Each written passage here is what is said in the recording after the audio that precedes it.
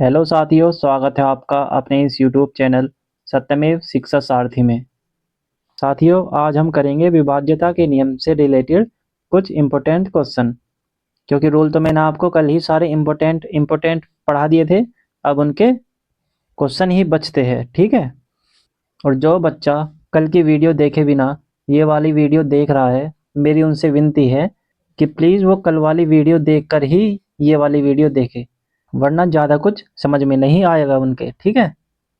तो चलिए चलते हैं अपने क्वेश्चन पर। क्वेश्चन नंबर फर्स्ट क्या कहता है हमारा, यदि संख्या 483 y 71 अभाज्य संख्या 11 से विभाज्य है जहां y एक अंक है तो y का मान ज्ञात करे। संख्या क्या है हमारी, संख्या है हमारी, लिखो 483 y 718 और 11 से विभाज्य है। 11 का नियम मतलब अल्टरनेट वालों को जोड़ना, अल्टरनेट वालों को पहले जोड़ना है, फिर उनका देखना है हमें डिफरेंस क्या है। 4 और 7, ओ सॉरी, 4 और 3 7, 7 और 7 14, 14 और 8 22 और इधर 1 और 8 9, 9 प्लस वाई, इधर आ गया हमारा वाई। 11 का नियम क्या कहता है हमारा, 11 का नियम कहता है अगर ये संख्या 11 से विभाज्य है तो इनका डिफरेंस या तो 0 होगा या होगा हमारा 11। डिफरेंस या तो 0 या होगा 11, ठीक है। तो देखो, हमें y में ऐसी संख्या पुट करनी है, y में ऐसी संख्या पुट करनी है जो हमारा डिफरेंस या तो 0 आ जाए या 11, ठीक है। देखो, इधर हमारा 22 है, ठीक है। तो और इधर है हमारा 9 प्लस वाई, तो y की जगह अगर हम रख देंगे, y की जगह अगर हम 2 रख देंगे तो इधर 11 हो जाएगा, ठीक है। तो डिफरेंस कितना हो जाएगा हमारा, डिफरेंस हो जाएगा 11, ठीक है। डिफरेंस हो जाएगा 11। तो हमारा ऑप्शन नंबर सी बिल्कुल सही उत्तर है। ये देखो, एक और चीज़ समझो इसमें, अगर ये संख्या थी जैसे यहाँ पे, जैसे 22 9 प्लस वाई, ठीक है, ये संख्या है और इनका डिफरेंस देखना है हमें। अगर हम यहाँ इसे जीरो करने के लिए, इनका डिफरेंस जीरो करने के लिए इधर क्या जोड़े, इधर क्या जोड़े जो 22 आ जाए, इधर जोड़नी पड़ेगी हमें 9 प्लस 13, 13 और 9 हमारे हो जाएंगे 22, ठीक है। इधर 22 हो गया, मतलब इनका जो डिफरेंस है वो जीरो हो जाएगा। लेकिन हमारे ऑप्शन में तो 13 है नहीं, हमारे ऑप्शन में तो 13 है नहीं, तो इसलिए हमने 2 रख के देखा। चलो, अगर आप 13 भी रखते, 13 भी रखते, y की वैल्यू 13 भी आ जाती, ठीक है, आप रख देते 13, तो y में से 13 में से आपको सिंपल 11 घटा देना था। अगर ऐसी संख्या आ जाए तो कितना आता आपका 2, तब भी आपका 2 ही आंसर होता, ठीक है। उम्मीद करता हूँ आप सब समझ गए होंगे। चलो अगले पर चलते हैं। ये क्वेश्चन देखो, यदि 7 अंकों की संख्या, 7 अंकों की संख्या है 504 x 5 y 3 11 से विभाज्य है तो x और y के योग x का कोई एक मान क्या होगा। ये यहाँ पे x हटाओ, यहाँ पे ये x हटाओ, x और y के योग का कोई एक मान क्या होगा, ठीक है। ऐसे है क्वेश्चन। तो 7 अंकों की संख्या क्या है हमारी, लिखो 504 x 5 y 3, ठीक है। और 11 के नियम है हमारा अल्टरनेट वाली संख्या, अल्टरनेट वाली संख्या, इनको जोड़ो फिर इनका देखो डिफरेंस, 5 और 4 9 और 5 14 3 17, इधर आ जाएगा हमारा 17। और इधर y x, इधर तो 0 है तो इधर आ जाएगा हमारा बस x और y। तो देखो, क्वेश्चन आसान तो है ये, 17 आना है हमारा, ठीक है। इनका डिफरेंस या तो 0 होना चाहिए, या तो 0 होना चाहिए या 11 होना चाहिए, तभी हमारी ये संख्या 11 से विभाज्य होगी। तो हमारा जो ये है x और y, x और y का योग ही तो पूछा है। अगर हमारी संख्या 11 से विभाज्य है तो x और y का योग 17 ही तो होगा, जब तो हमारा 0 होगा यहाँ पे, ठीक है, 17 ही तो होगा। ओके, उम्मीद करता हूँ इतना आपको समझ में आ गया होगा।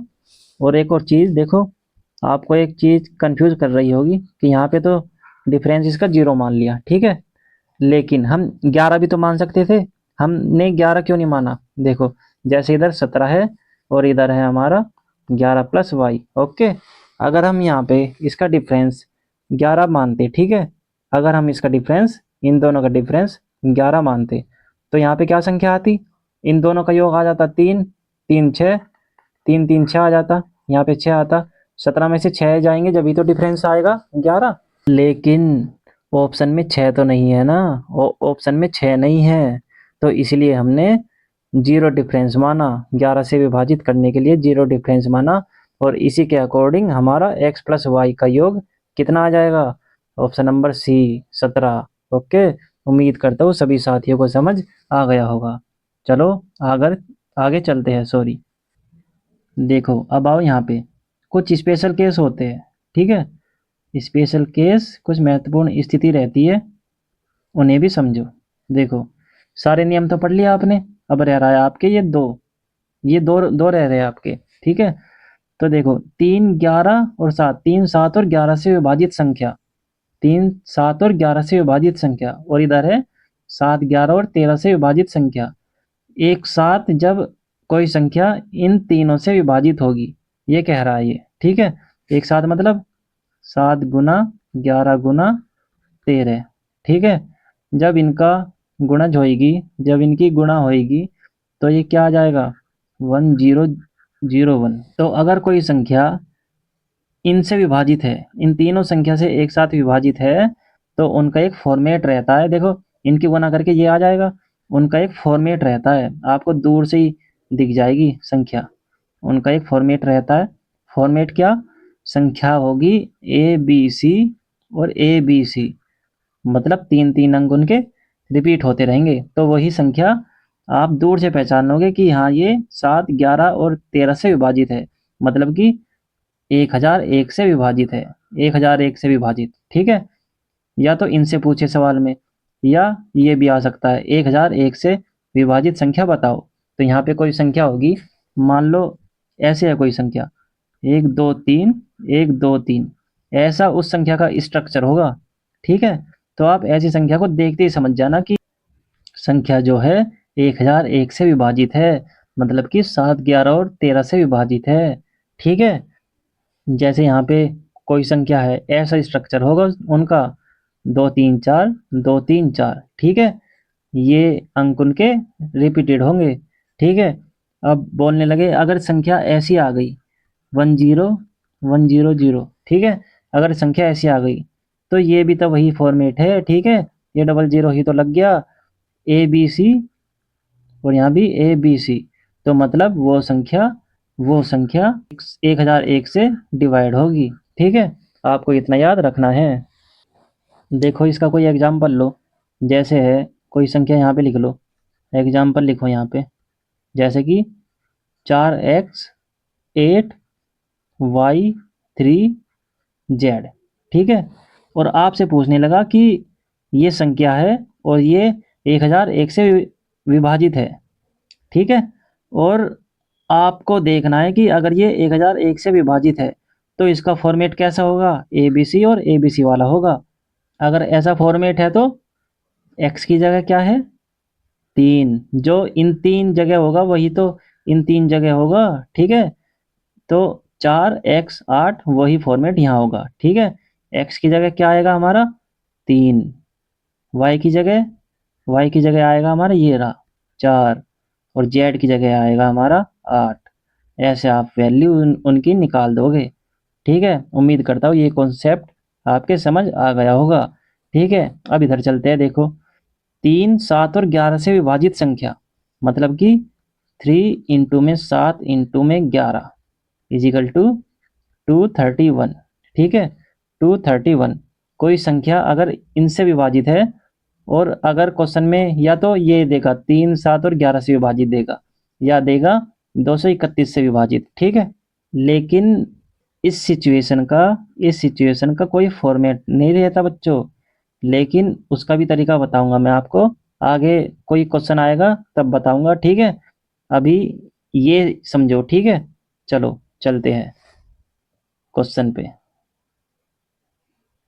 क्वेश्चन क्या कहता है हमारा, यदि 6 अंकों की संख्या 5 z 3 x 4 y 7 11 और 13 से विभाज्य है, तो x plus y minus z का मान ज्ञात करे।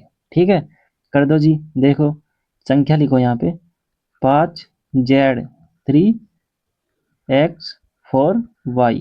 ओके, x4y तो किससे विभाजित है? 7, 11 और 13 से। 7, 11 और 13 से। 7, 11 और 13 का फॉर्मेट क्या था? 7, 11 और 13 का फॉर्मेट क्या था? यही तो था, ए बी सी वाला, ए बी सी और ए बी सी। ठीक है, इसका मतलब जेड की जगह क्या आएगा? एक्स की जगह क्या आएगा? वाई की जगह क्या आएगा? चलो, जेड की जगह 4 आ गया, जेड की वैल्यू 4 निकल गई, एक्स की वैल्यू 5, वाई की वैल्यू 3। ठीक है, उम्मीद करता हूँ कोई कंफ्यूज नहीं हो रहा होगा। ठीक है, तो क्या निकालना है हमें? X plus y minus z का मान, x plus y minus z का मान निकालना है हमें। एक्स की जगह क्या आया? एक्स की वैल्यू निकल के आई सर जी 5, वाई की निकल के आई 3, जेड की निकल के आई हमारी 4, और ये 5 और 3 8, 8 में से 4 गए, हमारा 4 आंसर हो गया। ऑप्शन नंबर ए इसका बिल्कुल सही उत्तर है। चलो अगले पर चलते हैं। ये क्वेश्चन ध्यान से देखना, ये वही फॉर्मेट है जो मैं आपको वहाँ समझाने वाला था, लेकिन इसे आप क्वेश्चन से समझो। देखो क्या कहता है क्वेश्चन, 5 अंकों वाली संख्या 6, 7, 2 एक्स वाई 3, 7 और 11 से विभाज्य है, तो 6x प्लस 5y का मान ज्ञात करो।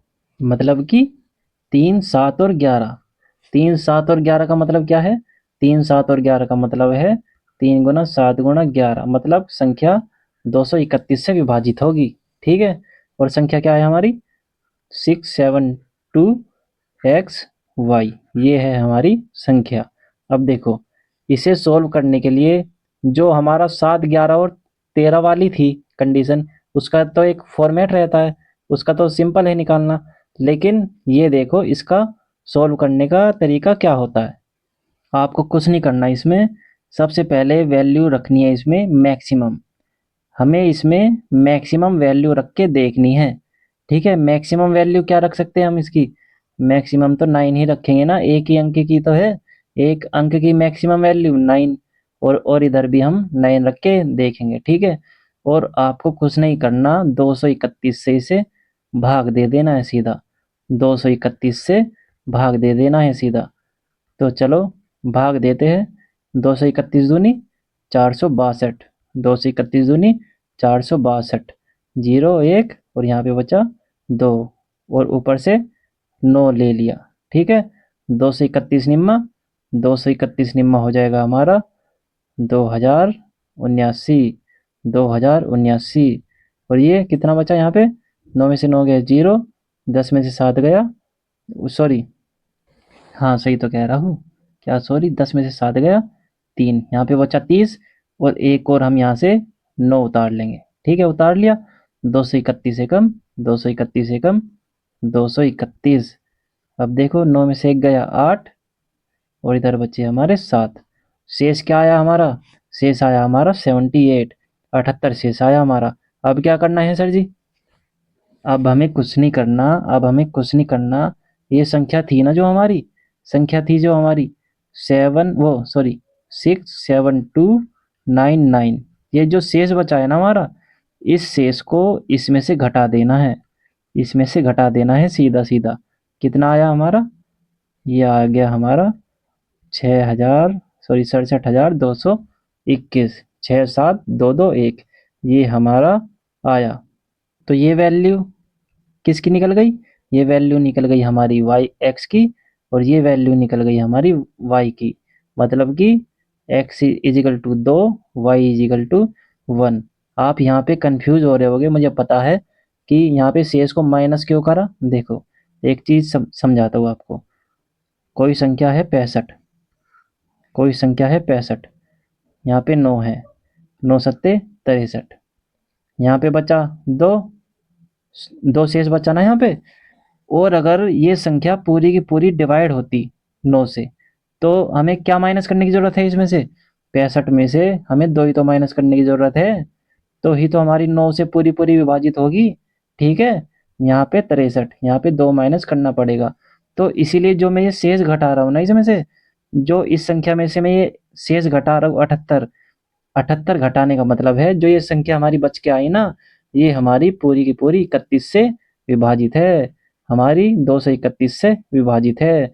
इतना आपको याद रखना है। ओके, उम्मीद करता हूँ आपको इतना समझ में आ गया होगा। अब तो क्वेश्चन सिंपल ही है, x की वैल्यू 2, y की 1 निकल गई, तो इसमें पुट रखना है, बस पुट करो, इसमें इसमें पुट रख दो।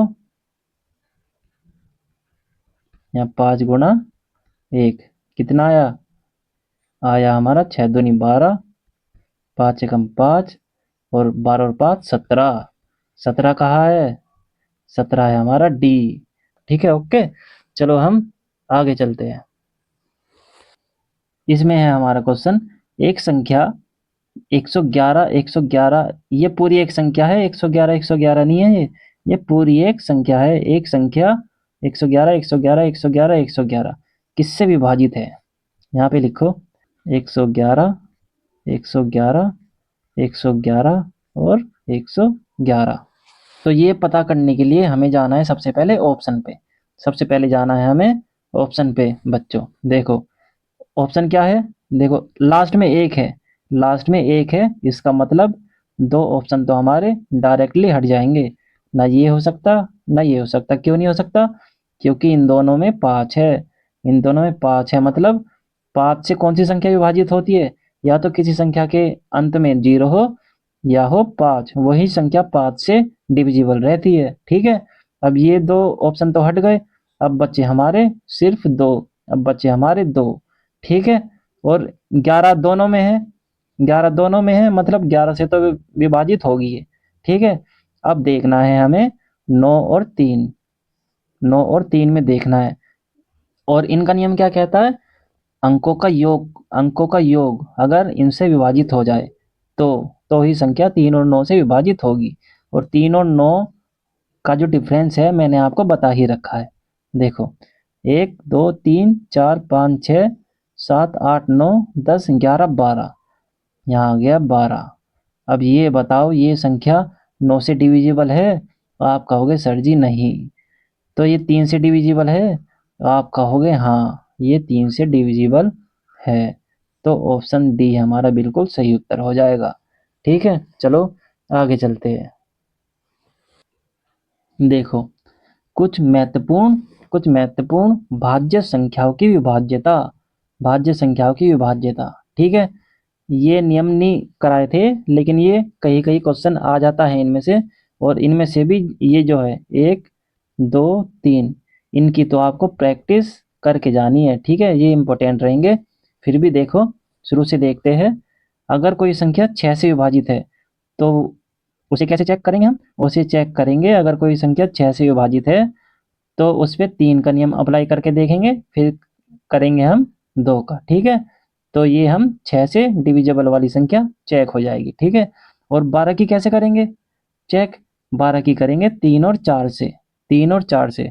ओके, ये नियम तो पढ़ा रखे हैं ना, 4 का भी 3 का भी, यहाँ 2 का भी, ये नियम तो सारे पढ़ा रखे हैं ना। तो अगर किसी क्वेश्चन में आ जाए कि कोई संख्या 12 से विभाजित है या नहीं, या 6 से विभाजित है या नहीं, आप ये मत सोचना कि ये तो नियम कराए नहीं, आपको इसे तोड़ना है, आपको इसे तोड़ना है, 6 को तोड़ना है 2 और 3 में, 12 को तोड़ना है ऐसी 3 और 4 में। इनके तो रूल मैंने कराए हुए हैं ना, तो इनमें तोड़ने के बाद आपको चेक करना है, और ऐसे ही हमारा हो जाएगा 18, 18 को तोड़ना है हमें 2 और 9 में, 24 को तोड़ना है हमें 8 और 3 में, 36 को 4 और 9 में, 56 को 7 और 8 में, और 66 को 11 और 6 में।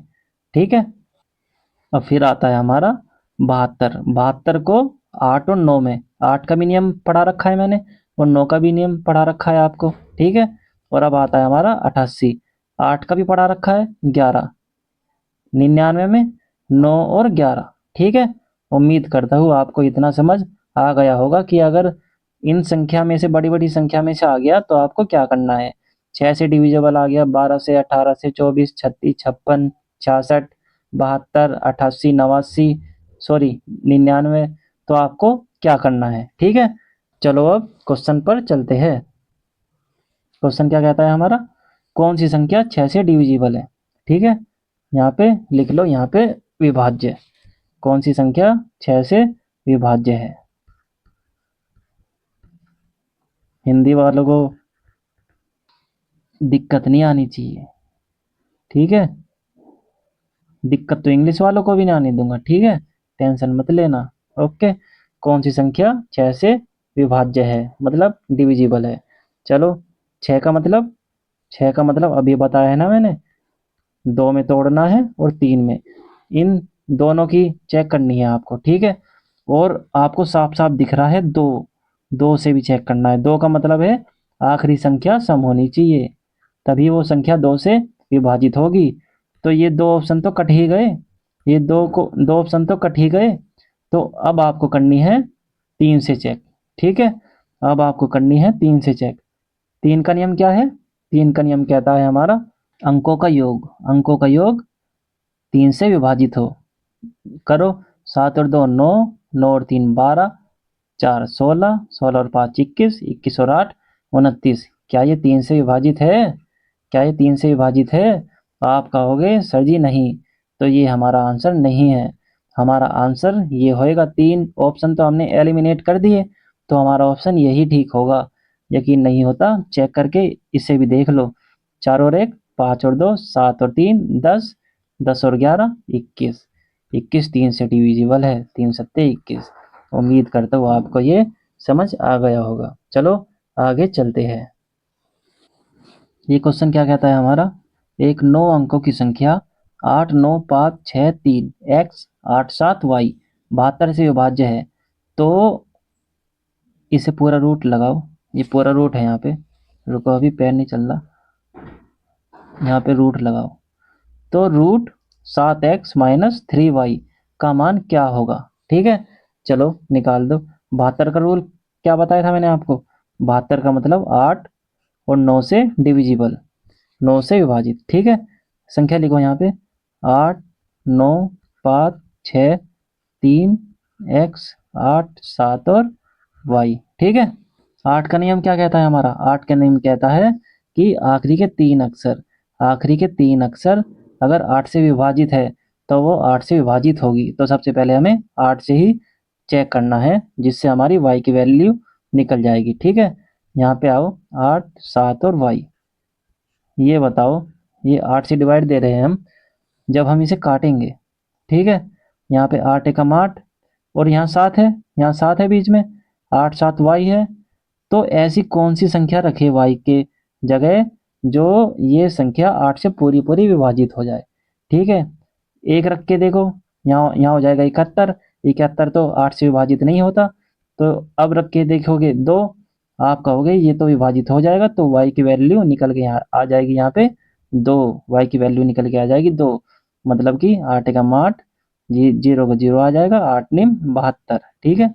यहाँ पे आ जाएगा पूरी पूरी विभाजित 8 से, ठीक है।